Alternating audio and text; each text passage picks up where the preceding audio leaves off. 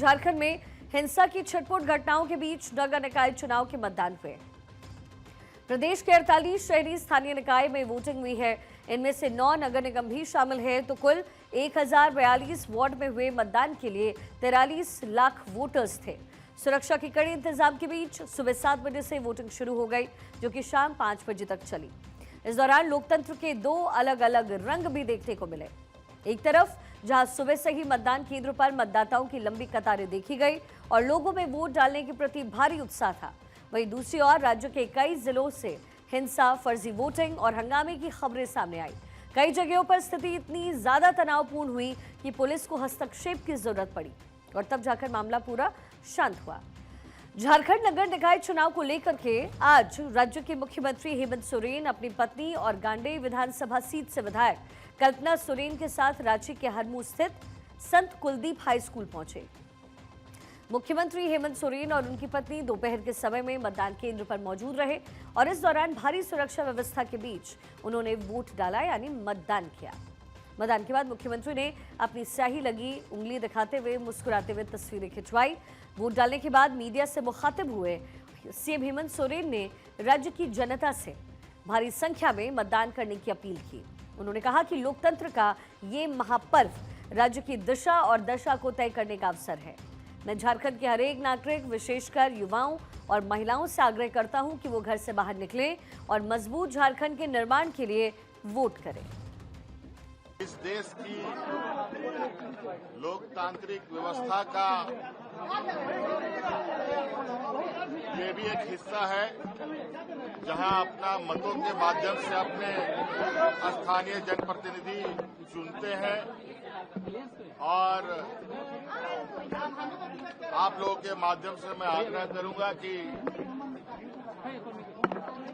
शहर के जितने भी मतदाता हैं सभी लोग इस पर्व का हिस्सा बने, अपने मतों का प्रयोग करें।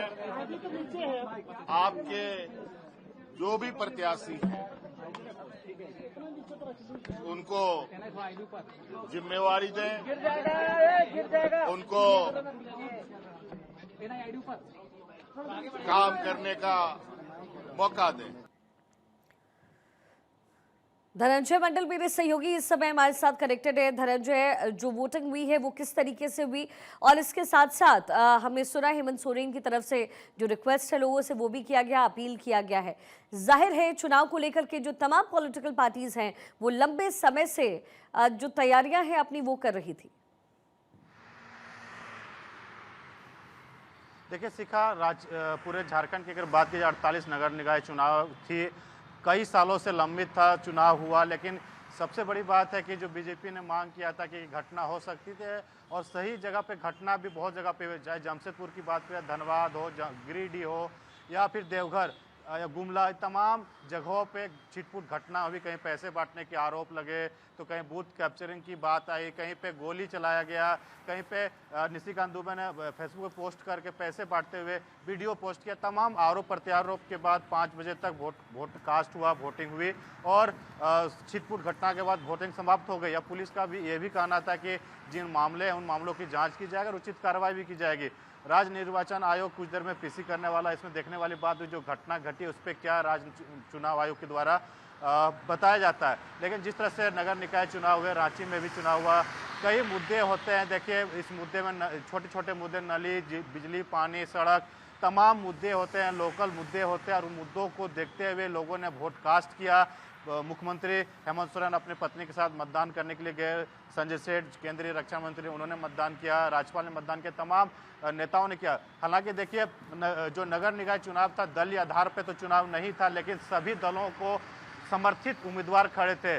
बात की जाए बीजेपी ने अपने उम्मीदवार खड़ा किया, समर्पित उम्मीदवार खड़े थे, जेएमएम का अलग उम्मीदवार खड़ा समर्पित उम्मीदवार था, आरजेडी का था, कांग्रेस का था। मुख्यतः अगर रांची की अगर बात की जाए तो कांग्रेस और बीजेपी में जो मेयर का पद है उसको लेकर टक्कर, रमा खलको की बात करें या फिर रोशनी जो खलको है, दोनों के बीच कड़ी टक्कर है। अब देखने वाली बात होगी कि 5 बजे तक जो 42% जो अनुमानित है रांची का 42% लगभग मतदान हुआ है। पिछले बार 38% हुआ था, तो कुछ ज़्यादा मतदान हुए हैं। अब किसके पक्ष में मतदान किया जब पेटी खुलेगी, क्योंकि बैलेट पेपर से मतदान हुआ है। इसके लिए भी चर्चा था कि आखिर ईवीएम से क्यों नहीं वोटिंग कराई जा रही है। तमाम प्रत्यारोप के बाद भी वोटिंग समाप्त होगी।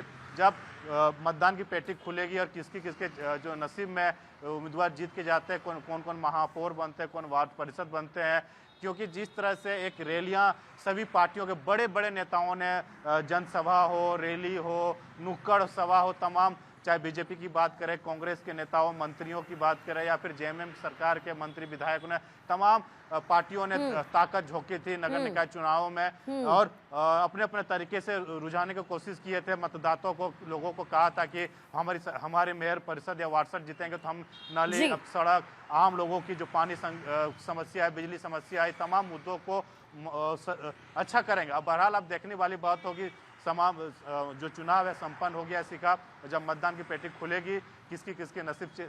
चलिए ठीक है धनंजय, आप लगातार नजर बना के रखिएगा। फिलहाल बहुत शुक्रिया आपका।